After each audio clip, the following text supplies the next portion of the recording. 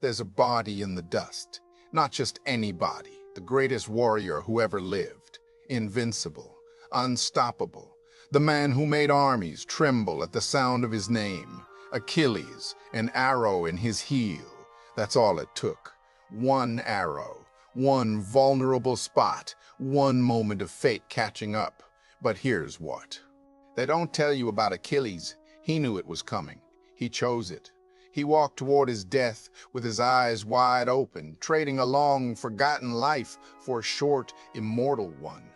This is the story of that choice and what it cost him. Not just his life, his soul. Before he was a legend, he was just a boy, standing in the surf, 7 years old, barefoot, his mother's hand gripping his shoulder too tight. The sea was where Thetis came from, a goddess of the deep waters, married to a mortal king in what the gods called a joke, and mortals called fortune. She had tried to make her son immortal once, dipping him in the river Styx, holding him by his heel. It almost worked. Almost. Now she knelt beside him on the beach, her fingers digging into his small shoulders, her eyes those impossible eyes that held the depth of oceans fixed on his face. "Listen to me, carefully," she said. Her voice carried the rhythm of waves. "You have a choice to make. Not today, not tomorrow, but soon." Achilles said nothing. He'd learned early that when his mother spoke like this, you didn't interrupt. "Two paths," she continued. "Two futures. I have seen them both. There, water lapped at their feet, foam and salt and the smell of infinity. The first path, you stay home. You never go to Troy. You marry a good woman, have children, grow old. You die in your bed, surrounded by grandchildren who love you. You die in your bed, surrounded by grandchildren who love you. You live 80, maybe 90 years, a good life, a full life." She paused. The silence was heavy. "But no one remembers your name. 50 years after you die, you're gone, completely forgotten, as if you never existed at all." The boy's hands clenched into fists. "The second path, you go to Troy. You become the greatest warrior the world has ever seen. Your name echoes through eternity. 3,000 years from now, people still tell your story. You become immortal." Another pause, longer this time, "But you die young, very young, at Troy, in the war. You'll barely see 25 summers." Achilles looked out at the horizon, 7 years old, and already he understood what she was really saying. Live long and disappear, or die young and live forever. "Which would you choose?" he asked. Thetis's grip tightened. "I'm your mother. I want you to live. I want to watch you grow old. I want to hold your children. I want to hold your children. I want to hold your children. I want to hold your children. I want," her voice. "Want you to choose the first path, but you're asking me anyway, because it's your choice, not mine. The fates have spoken. 2 threads, 2 possibilities. Only you can choose which one they cut." The boy said nothing for a long time. The waves came and went. The sun moved across the sky. Then, "If I choose the first path, will I know? Will I remember that I could have been someone?" Thetis closed her eyes. "Yes. Then I'd rather die." She pulled him close, pressing his head against her chest, her tears falling into his hair. She was a goddess. She knew what came next. She'd seen it already, played out across the future like a tragedy written in stars. Her son would become a weapon, a beautiful, terrible weapon. He would kill hundreds, maybe thousands. He would become something barely human, barely controllable, a storm of rage and bronze and blood. And then he would die, and part of her would die with him, and she would spend eternity in the depths of the ocean, remembering the weight of his small body in her arms before she let him go. But that day was not today. Today he was still just a boy. Tomorrow she would send him to Chiron. The centaur's cave smelled like herbs and old blood. Chiron was old, impossibly old. He trained heroes before Jason, Theseus, Asclepius. He knew how to take a boy and make him into something that could change the world, or end it. Achilles arrived with his father, King Peleus, who looked small and mortal next to the centaur's massive form. Peleus kissed his son's forehead, tried to say something encouraging, and left quickly. He knew he'd already lost the boy. You don't send your child to Chiron and get the same child back. You're small, Chiron said, circling Achilles like a predator, sizing up prey. I'll grow. You'll need to. Your mother wants you to be the greatest warrior who ever lived. Do you know what that means? I'll be famous. Chiron snorted a sound like rocks grinding together. It means you'll be alone.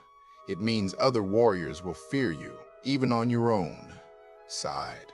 It means you'll kill boys younger than yourself, men braver than yourself, people who don't deserve to die.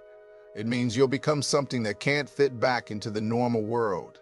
You'll be a weapon, and weapons don't get to retire. They break, or they kill, and then they're thrown away. Achilles met his eyes. Good. And Chiron saw then the thing that would make this boy different from all the others. Not just talent, not just divine blood, but hunger. A hollow place inside him that nothing could fill except glory, victory, the roar of his name on 1,000 lips. This boy wanted to burn. He wanted to burn bright and fast and leave nothing but ash and memory. All right, Chiron said quietly, let's begin. The training was brutal. Not just sword and spear, though Achilles learned those until his hands bled and his muscles screamed. He learned anatomy, where to cut to make a man die fast, where to cut to make him die slow. He learned medicine so he could patch his own wounds and keep fighting. He learned music because a warrior who can't control his breath can't control his killing stroke. He learned to run. Gods could he run, faster than any human, should be able to move. His feet barely touched the ground. Chiron would loose deer into the forest and make Achilles chase them down on foot. No weapons, just speed and endurance and will. The first few times the deer escaped. Then Achilles learned to think like prey, to anticipate, to be patient. The deer stopped escaping. He learned to fight multiple opponents at once. Chiron would hire mercenaries, 5 or 6 at a time, and send them against the boy with real weapons, real intent to harm.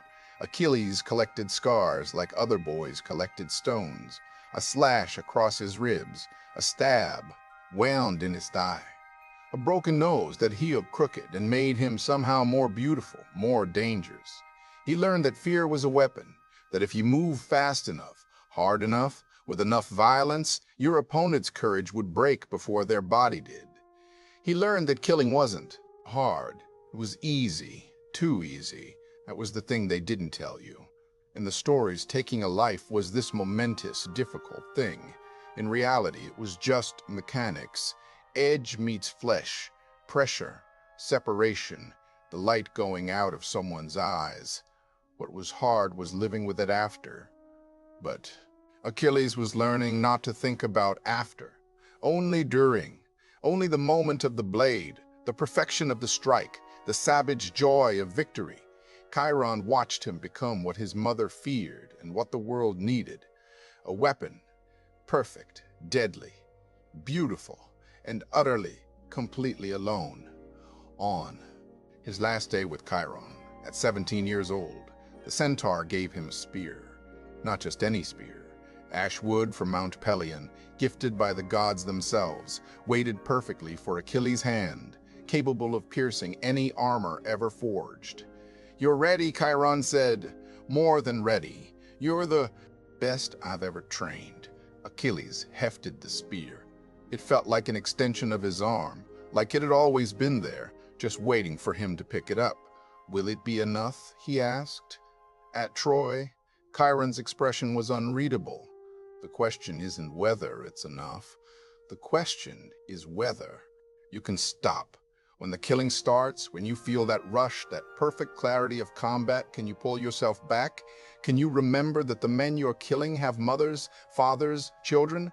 Why would I want to remember that? Because, Chiron said slowly, if you don't, you won't be human anymore. You'll just be the weapon. And when the war ends, there won't be anything left of you worth saving. Achilles smiled. It didn't reach his eyes. Then I'd better make sure the war never ends. He left the next morning. Chiron stood at the mouth of his cave, watching the young man disappear down the mountain path, and felt something he hadn't felt in centuries. Dread. Paris took Helen. That's what they told everyone. The truth was more complicated, but complicated doesn't start wars. Simple stories do. A prince seduces another man's wife. Honor demands response. Blood demands blood. So the ships began to gather. From every corner of Greece they came. Odysseus, from Ithaca, clever and dangerous. Ajax, massive and unstoppable. Diomedes, young and hungry for glory. Nestor, old and wise and sick of glory. And Agamemnon, king of Mycenae, leader of the expedition. A man who looked at the world and saw only pieces on a board, assets to be used, threats to be eliminated. He had wanted this war for years. Helen was just the excuse. Troy was rich, powerful, perfectly positioned for trade. Take Troy, and you controlled the eastern Mediterranean. Agamemnon sent for Achilles personally. The messenger arrived at Phthia with gifts, gold, horses, weapons, and a letter, sealed with the king's mark. Peleus read it first. His hands shook. He looked at his son, 18 now, tall and golden and impossibly beautiful, and said, "You don't have to go."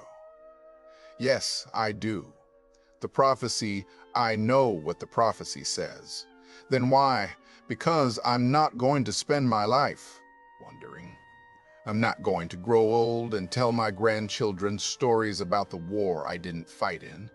I'm not going to become my father, sitting in a small kingdom, getting smaller until I die and no one remembers I existed." Peleus flinched, but he didn't argue.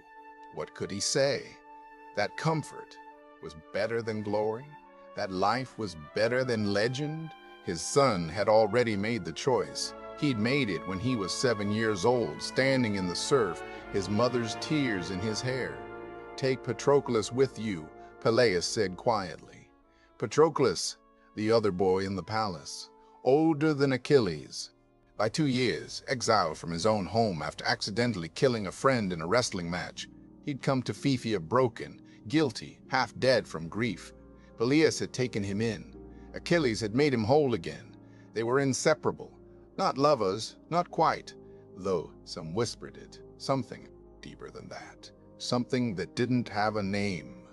Patroclus was the one person who could pull Achilles back from the edge, remind him he was human, make him laugh instead of rage. "I'm already planning to," Achilles said. The ships left 3 days later. 50 ships from Phthia, each carrying 50 men. The Myrmidons, Achilles' warriors, loyal beyond reason, brutal beyond mercy. They'd heard the stories of their leader, his speed, his skill, his divine blood. They'd follow him into the underworld if he asked, and maybe they would. The voyage to Troy took weeks. Calm seas, fair winds, as if the gods themselves wanted this war to happen. Maybe they did. They were bored enough. Achilles stood at the prow of the lead ship, Patroclus beside him, watching the horizon. "Are you scared?" Patroclus asked. "No." "Liar," Achilles smiled slightly.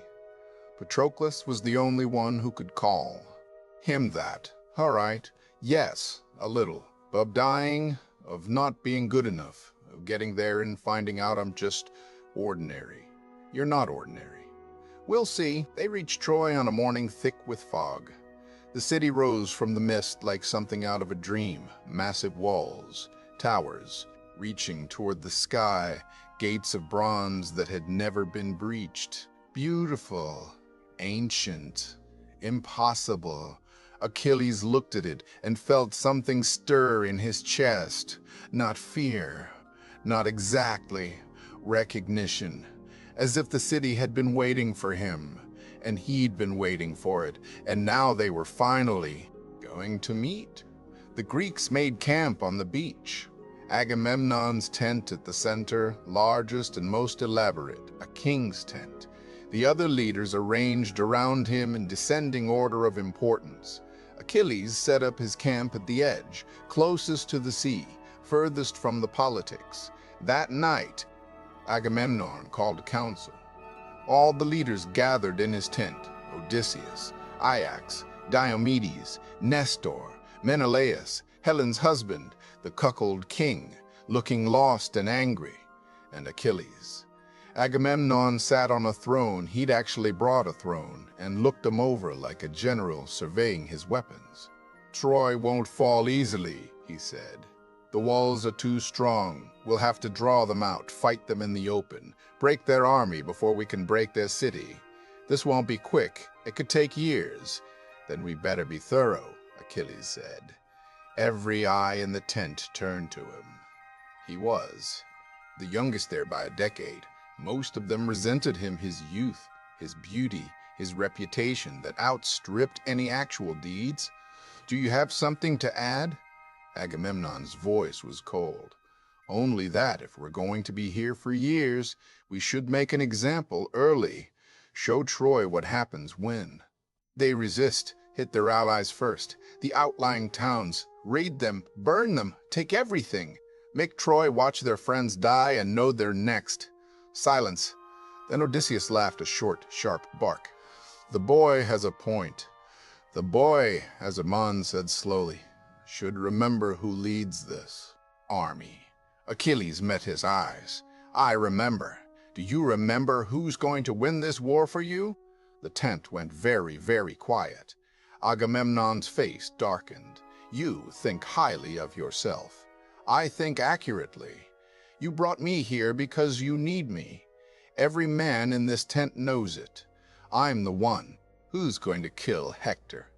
I'm the one who's going to break Troy's spine. You're just the one taking credit for it.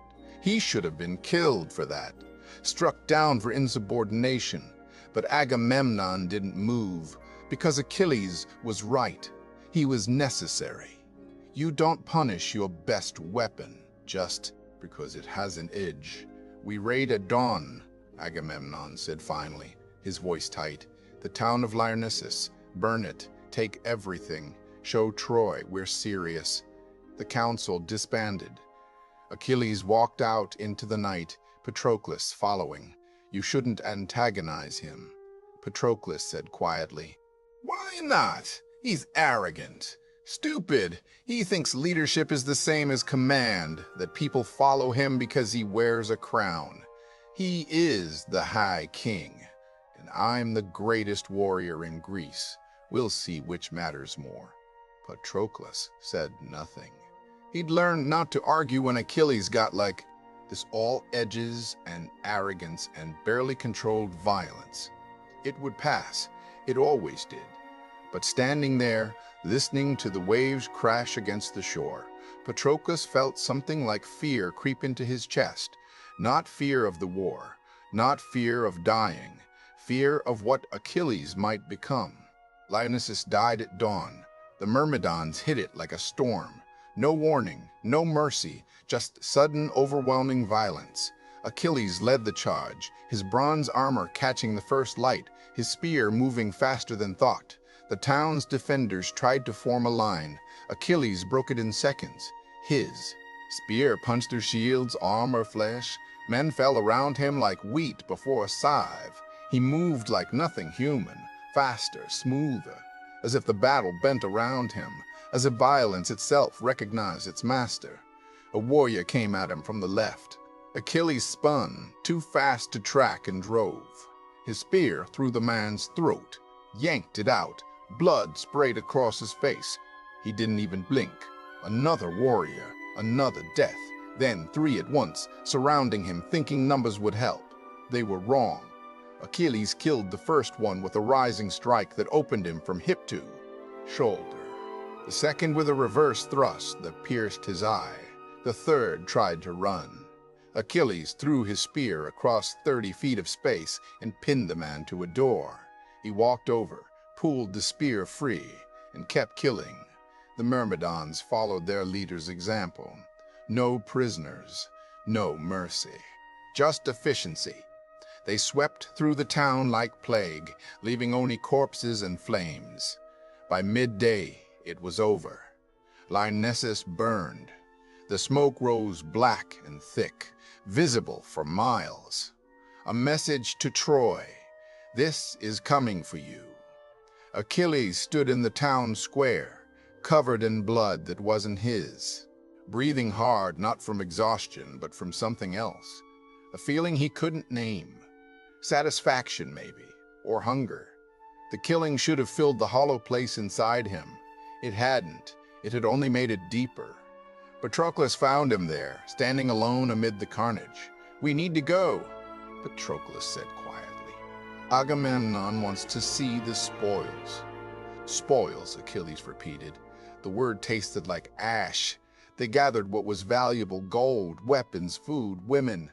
The women were spoils too in this world.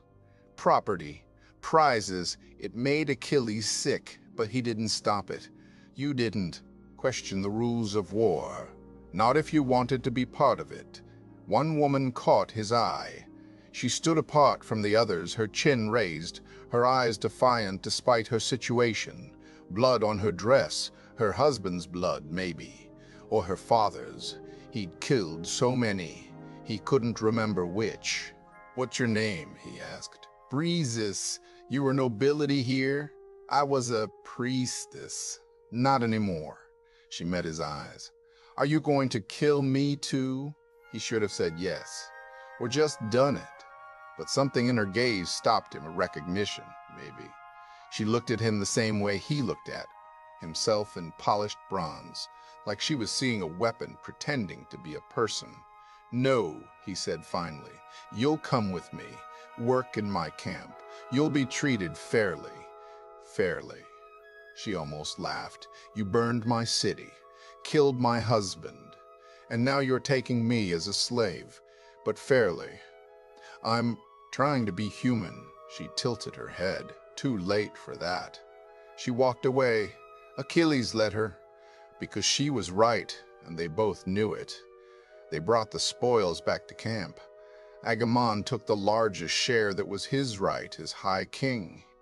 He moved through the captured goods like a merchant at market, pointing, claiming, taking. Then he saw Breezes. "That one," he said. "She's beautiful. I'll take her." Achilles felt something cold slide into his chest. "She's mine. Yours." Agamemnon smiled. It didn't reach his eyes. "Everything here is mine, Achilles. You fight for me. Your victories are my victories. Your spoils are my spoils. I took her. She's my prize, and I'm taking her from you." Agamemnon stepped closer. "You need to learn your place, boy. You may be the best warrior here, but I'm the king. When I give an order, you obey. When I want something, you give it to me. That's how this works." The tent was very quiet. Every leader watching, waiting to see what Achilles would do. His hand moved to his sword. Patroclus touched his arm. "Don't." Achilles' vision had gone red at the edges. He could feel his pulse in his teeth. One draw, one strike. Agamemnon's head rolling across the floor. The satisfaction of it, the justice. But then what? The army would turn on him, the Greeks would fracture, the war would end before it began, and his name would be remembered, but not the way he wanted. Not as the greatest warrior, as the traitor, the kinslayer, the man who destroyed Greece from within. He lowered his hand. "Take her," he said quietly. "But I'm done. I'm not fighting anymore. Not for you, not for Greece. You want Troy? Take it yourself. You're refusing an order? I'm refusing to die for a man who doesn't respect me. You lead. The army, Agamemnon. Let's see how you do without your best weapon. He turned and walked out. The tent erupted. Odysseus trying to mediate. Ajax confused. Nestor invoking honor and duty. Agamemnon shouting threats that everyone knew were empty. But Achilles didn't hear any of it. He was already gone, retreating to his camp at the edge of the beach, pulling his men with him. The Myrmidons set up a perimeter. No one in, no one out. Achilles stayed in his tent, Patroclus beside him, and refused to fight. Let the war go on without him. Let Agamemnon learn what it meant to command without weapons. Let the Greeks bleed and die and beg him to return. He was done. For weeks the war ground on without Achilles. The Greeks lost badly without their best warrior. They were just ordinary men facing extraordinary defenders. Hector led the Trojan counterattack, a warrior almost as skilled as Achilles, but fighting for his home, his family, his city. The difference showed. The Greeks were pushed back. The Trojans reached the camp. Ships burned. Men died. Agamemnon sent envoys to Achilles, offering gifts, apologies, anything he wanted. Achilles refused them all. Let them die, he told Patroclus. Let Agamemnon watch his army crumble. Maybe then he'll understand what he threw away for pride. People are dying, Achilles. People die in war. That's what war is. Your people, our friends. Then they should have thought of that before they let Agamemnon insult me. Patroclus looked at his friend, his brother, his other half, and barely recognized him. This wasn't the boy who laughed at jokes and played music and made everything feel possible. This was something colder, harder, more weapon than human.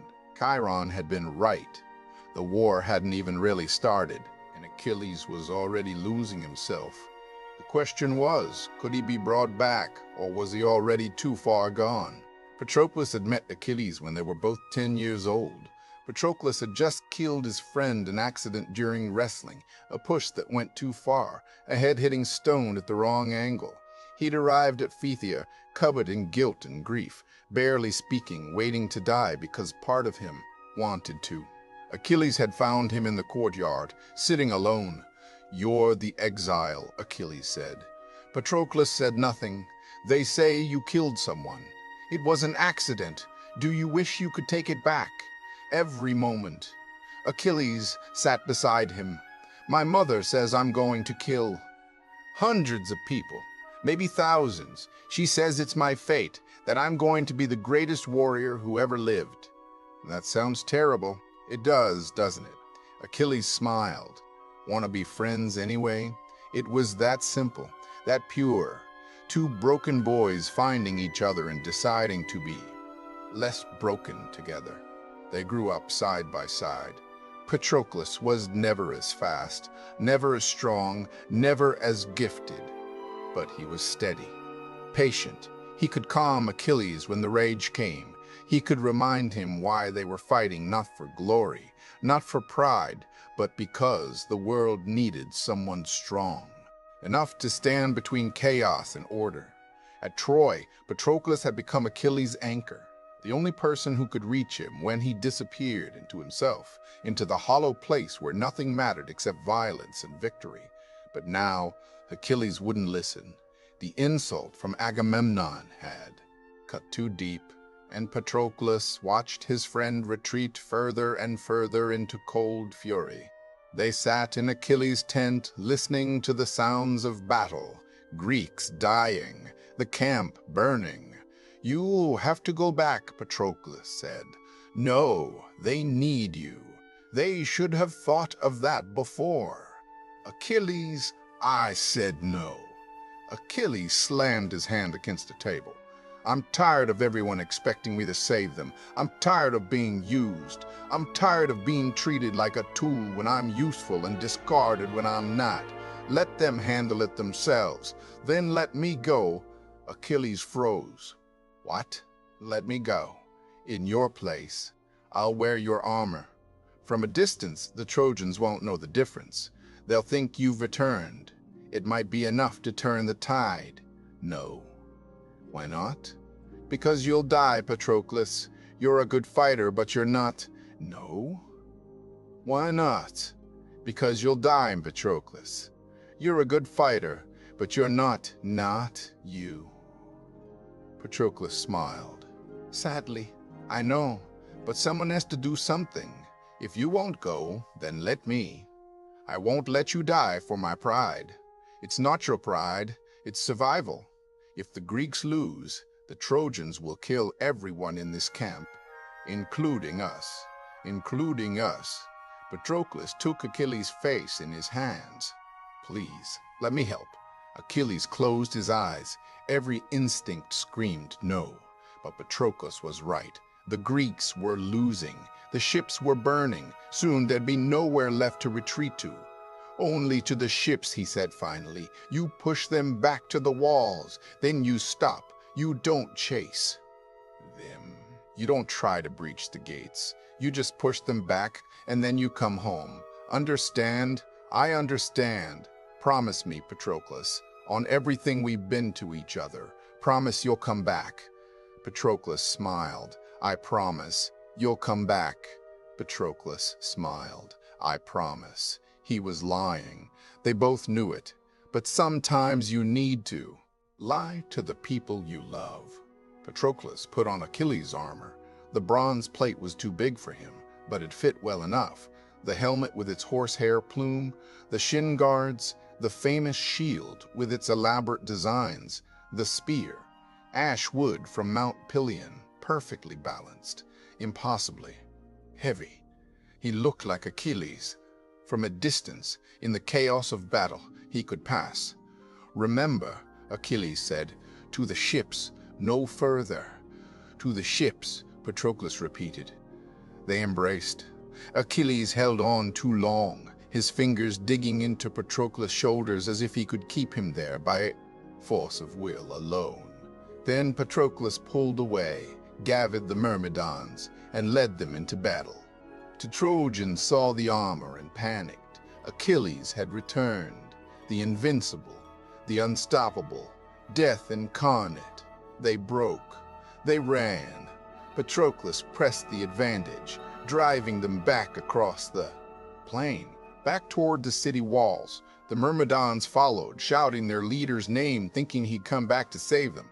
The tide turned. The Greeks rallied. The ships were saved. But Patroclus didn't stop. He should have. He promised. But the battle was in his blood now. The adrenaline, the rush of victory. He could see Troy's gates ahead. What if he could breach them? What if he could end the war right now, today, before more people died? He charged toward the walls. Apollo, watching from Olympus, frowned. This mortal was going too far, acting above his station, trying to achieve what the fates had not decreed.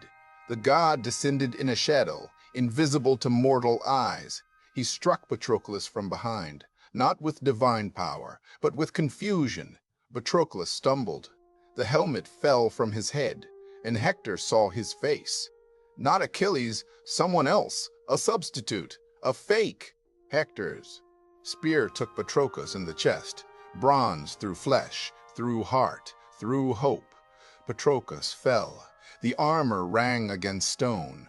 Blood pooled beneath him, mixing with dust. His last thought was of Achilles' face, the moment they'd embraced, the feeling of being held like something precious.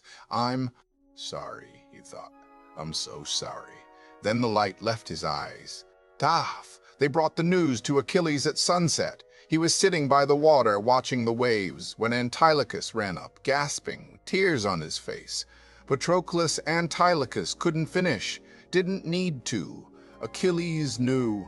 He'd known the moment Patroclus left. He'd known when he made the promise. He'd known when he let him go.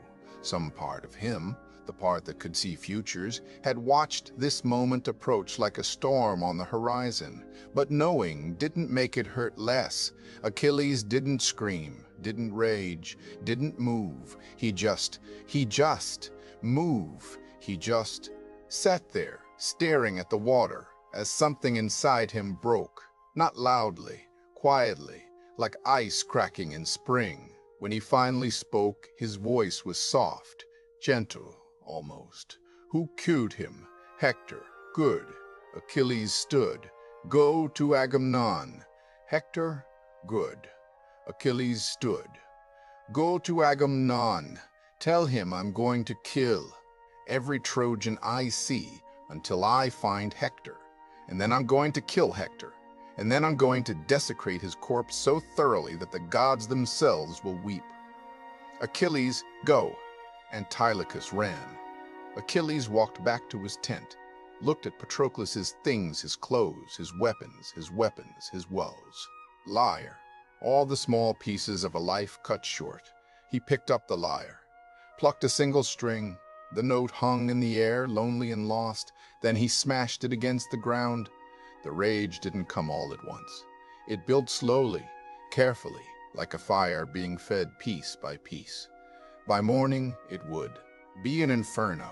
By morning, he would stop being human altogether.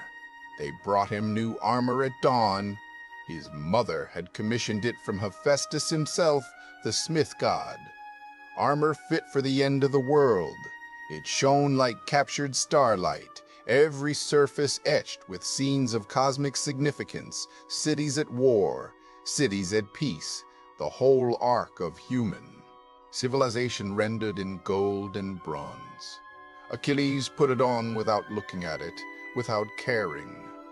Armor was just a shell. What mattered was what was underneath, and what was underneath was no longer human. It was rage, pure, focused, unstoppable. He walked to the battlefield at dawn, alone. The Myrmidons tried to follow. He waved them back. This one's mine, he said. The Trojans saw him coming. They formed ranks, spears up, shields locked, ready to meet him like an army should. Achilles hit them like an army should. Achilles hit them like an earthquake. His spear was a blur. Men fell. Shields shattered. Armor meant nothing. Skill meant nothing. Numbers meant nothing. Achilles cut through them like they were smoke. A warrior lunged at him. Achilles sidestepped without looking and drove his spear through the man's back, pulled it free, moved on. Another warrior, another death, and another, and another, and another. He wasn't fighting anymore. He was butchering. Blood covered him head to toe. His face was a mask of gore. He looked like something out of a nightmare, like war itself given form. The Trojans broke. They ran. Achilles chased them. He caught a fleeing warrior by the hair, yanked him backward, and slit his throat. Let the body fall. Found another. Killed him too. The river Scamander ran red with blood. Literally. The water turned crimson with so much death that the river god himself rose up, furious, trying to drown Achilles for polluting his waters. Achilles fought a god, and won. By midday, the Trojans were fleeing back to their city. By sunset, they were cowering behind walls that suddenly didn't seem strong enough. Because out there, in the blood and dust and ash, Achilles stood alone, staring at the gates, waiting for one man to come out. Ahur? His voice carried across the battlefield, across the city, across time itself. Come out! Face me! You killed my brother! Now face his vengeance. Behind the walls, Hector heard and knew. His death was waiting for him. Hector was not a bad man. He was a husband, a father, a prince who loved his city and would do anything to protect it. He'd killed Patroclus because that's what war was. You killed the enemy or the enemy killed you. There was no malice in it, no joy, just necessity. But now Achilles was calling for him, and if he didn't answer, the Greeks would swarm the city, and everyone he loved would die. His wife Andromache begged him not to go. Please, she said, holding their infant son. Let someone else face him. You're too valuable. We need you. If I hide, I'm not the man you married. I'm not. The man Troy needs. I have to do this. She kissed him. Tasted salt on his lips, hers or his. She couldn't tell. Come back to me. I will, or I won't. Either way, remember I loved you. He left before he could see her cry. The gates opened. Hector walked out alone. He wore his best armor, carried his finest spear, moved with all the grace and skill that had made him Troy's greatest defender. It wasn't going to be enough. He knew that. But maybe he could wound Achilles. Maybe he could slow him down. Maybe his death would buy Troy a few more days. Achilles watched him approach. Something in his chest tightened. Not mercy, exactly, but recognition. This was a warrior, a good man, someone who didn't deserve what was coming. He killed him anyway.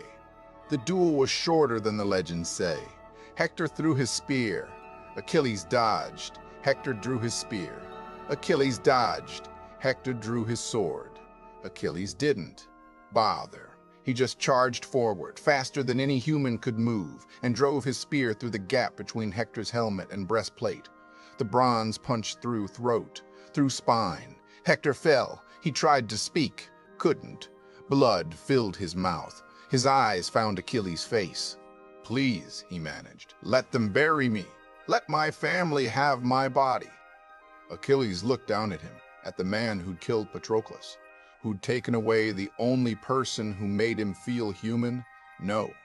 He tied Hector's body to his chariot and dragged it around the city, in view of the walls, in view of Hector's wife, his father, his mother, his son. He dragged the corpse through dust and blood until it was barely recognizable as human, and still it wasn't enough. Every day Achilles dragged Hector's body around Patroclus's tomb. Every day he mutilated it further. Every day he mutilated it further. Every day the rage inside him grew because no amount of violence could fill the hole Patroclus had left. He was winning. He was famous. He was invincible.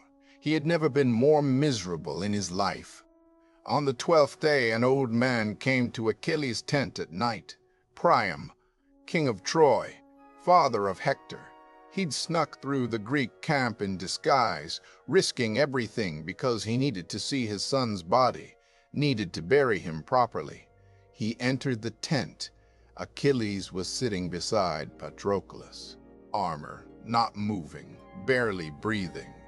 A man drowned in his own grief. Priam knelt at his feet. Please, the old man said, I've come to beg for my son's body. I've brought ransom, gold, whatever you want. Just let me bury him. Let me give him the honor he deserves. Achilles didn't move, didn't speak. I know what you're feeling, Priam continued. I lost my son. You lost someone too. I saw it in the way you fought. You're not fighting for Greece. You're fighting because you're in pain, and you don't know how to stop. You don't know anything about me. I know you're human. I know you're human. I know you're suffering. I know that no amount of violence will bring him back. Priam's voice broke. I know because I've lost 30 sons in this war. 30. And Hector was the best of them. He was a good man, Achilles. He deserved better than what you've done to him. He killed Patroclus. And you killed him. You've had your vengeance. Hasn't there been enough death, enough pain? When does it end, Achilles? When will you have spilled enough blood to satisfy your grief? Achilles looked at the old king, really looked at him, saw the tears, the exhaustion, the desperate hope that maybe, some trace of mercy remained in the monster who'd destroyed his son. And something in Achilles broke, not the rage, the hardness, the shell he'd built around himself to keep feeling away. He started to cry, great, heaving sobs that shook his whole body, for Patroclus, for Hector, for all the men he'd killed who probably had fathers like this, wives like Andromache, Children who'd never understand why their fathers didn't come home. "I'm sorry," he said. "I'm so sorry. I can't stop. I don't know how to stop." Priam pulled him close. This old man, this enemy, held Achilles like a son while he wept. "Then stop now," Priam whispered. "Just for today. Let it end. Give me my son. Let me grieve properly. And you grieve properly too. For your friend, cry for him, remember him. But let him rest. Let us both rest." Achilles pulled away, wiping his face with shaking hands. He looked. And Priam really looked and saw not an enemy, but just another person broken by this war. 12 days, he said hoarsely. "I'll give you 12 days of truce. Bury Hector. Mourn him. Then the war continues. Thank you." Priam kissed his hand. "Thank you." They brought out Hector's body. Achilles had washed it, prepared it, given it back some measure of dignity. Priam wept over his son's corpse, and Achilles stood watch, and for a moment, the war didn't matter. For a moment, they were just two men drowning in grief, clinging to each other to keep from going under. The truce lasted exactly 12 days. Achilles spent them at Patroclus's tomb. He didn't rage, didn't train, didn't plan. He just sat there, talking to the stone as if Patroclus could hear him. "I miss you," he said. "I keep forgetting you're gone. I'll turn to tell you something, and you're not there. I hear your laugh in my head, and I remember I'll never hear it in real life again." The stone didn't answer. It never did. "I killed Hector. I thought he would help. It didn't. I thought if I killed enough people, the pain would stop. But it just got worse. Because you'd hate what I've become. You'd look at me and see a monster. And you'd be right." He rested his forehead against the cold stone. "I don't know what to do.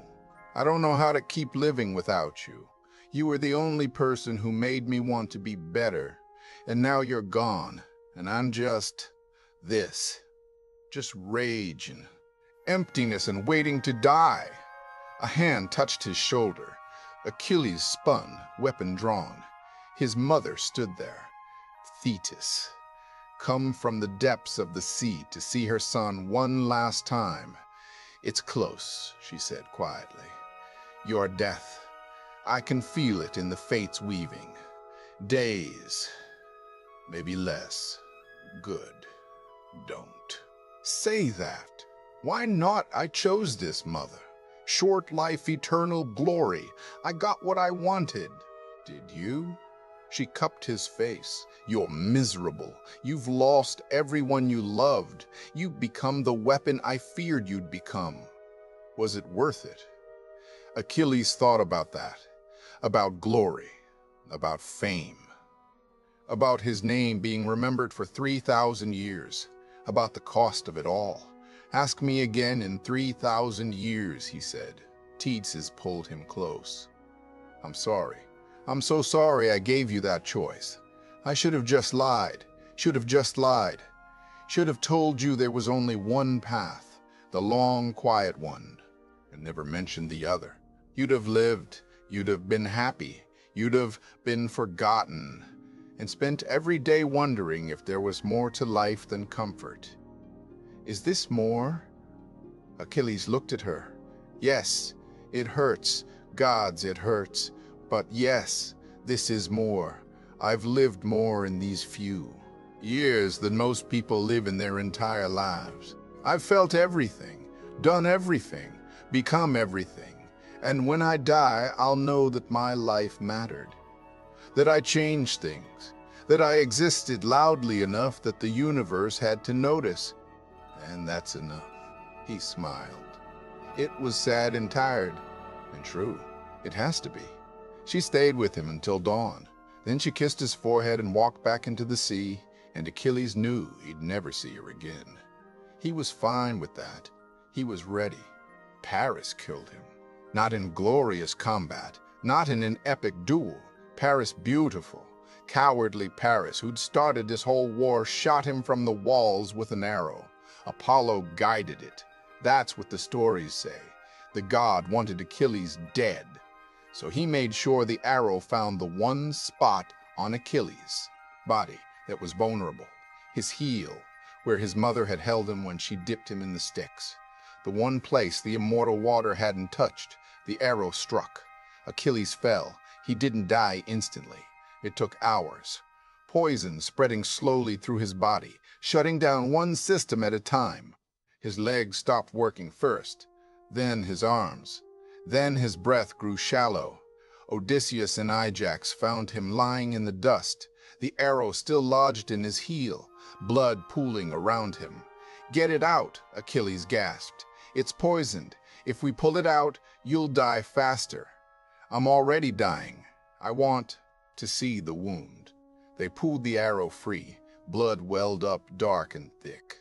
Achilles looked at it and laughed, a sound like breaking glass. "All that," he said, "all that training, all that skill, all that divine blood, and this is how I go. One arrow, one lucky shot. Achilles, it's fine. It's fine. This is what I chose, remember. Glory, eternal fame. The greatest warrior who ever lived, brought down by the worst warrior who ever lived. That's almost poetic." His vision was fading, the world turning gray at the edges. "Tell them," he said, "tell them I didn't beg. Tell them I didn't weep. Tell them Achilles died like he lived without fear, without regret, without anything but himself. We will, and tell them." He struggled to find the words, to sum up everything he'd been, everything he'd done, everything he'd learned, everything he'd lost.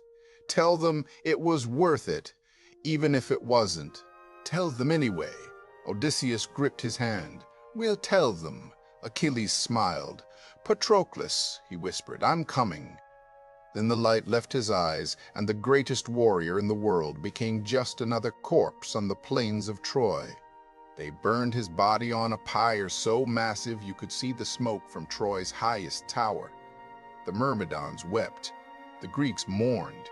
Even some Trojans who'd respected his skill, if not his cruelty, felt the weight of his passing. They mixed his ashes with Patroclus's ashes, as he'd requested. The two of them together in death as they'd been in life, inseparable, eternal. Troy fell 6 months later. Odysseus's trick with the wooden horse. The city burned. The war ended. Everyone went home, except the dead. They stayed where they'd fallen, their names carved into stone, their stories told and retold until they stopped being people and became legends.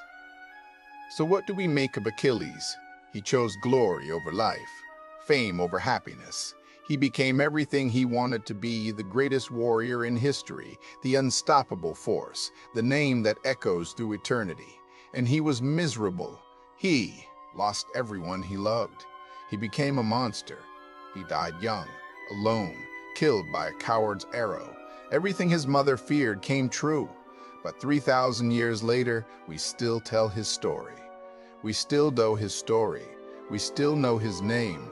Children learn about him in school. Poets write about him. Artists paint him. He achieved immortality. Was it worth it? Maybe that's the wrong question. Maybe the question isn't whether it was worth it to Achilles. Maybe the question is, what does his story mean to us? Because here's the thing about Achilles. He's not special because he was half divine. He's special because he was human. Deeply, catastrophically human. He loved fiercely. He raged completely. He felt everything too much, too intensely, too completely. He wanted to matter, to be remembered, to leave a mark on the world that wouldn't fade. And he was willing to pay any price for it. Isn't that all of us in some way? Don't we all want to be remembered? Don't we all fear dying without leaving something behind? Don't we all in our darkest moments wonder if it's better to burn bright and fast than to fade slowly into obscurity? Achilles chose burning. He chose the fire. And yes, it consumed him. Yes, it destroyed everything he touched. Yes, in the end, he had nothing left but rage and grief and the cold certainty of his own approaching death. But he chose it. That's what matters. He was given two paths, and he picked the harder one because it meant something. Because it was honest. Because living a long, comfortable life felt worse than dying a short, painful truth. Maybe he was right. Maybe he was wrong. Maybe both. Maybe neither. But 3,000 years later, we're still talking about him. We're still trying to understand him. We're still wrestling with the same question he wrestled with. Is it better to live long and be forgotten, or die young and live forever? Achilles answered that question with his life, with his death, with everything in between. And in doing so, he became exactly what he wanted to be, immortal. Not because he couldn't die, but because we can't. Forget him. There's a story they tell in Greece even now.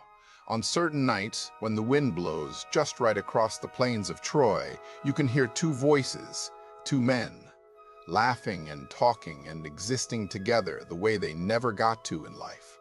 Achilles and Patroclus, together again, at peace. Finally at peace. Maybe it's true. Maybe it's just a story. Maybe there's no difference. All that matters is that we remember them. Not as gods, not as legends, as people. Flawed, broken, beautiful people who loved and lost and fought and died. As human as the rest of us. As eternal. As any of us can hope to be. The end. Glory was abstract, a word, a promise, but life was immediate, real, the feel of sand beneath his feet, the salt smell of the sea, the sound of waves, the warmth that would soon come with the rising sun. To choose glory was to choose to give all of this up. And soon. How soon he did not know. The prophecy had not specified. It could be today. It could be a year from now. It could be a decade. But it would come. His death was certain, and it would be here, on this foreign shore, far from home. Achilles closed his eyes and listened to the sea, to his mother's domain, and wondered if she mourned for him, knowing what he had chosen.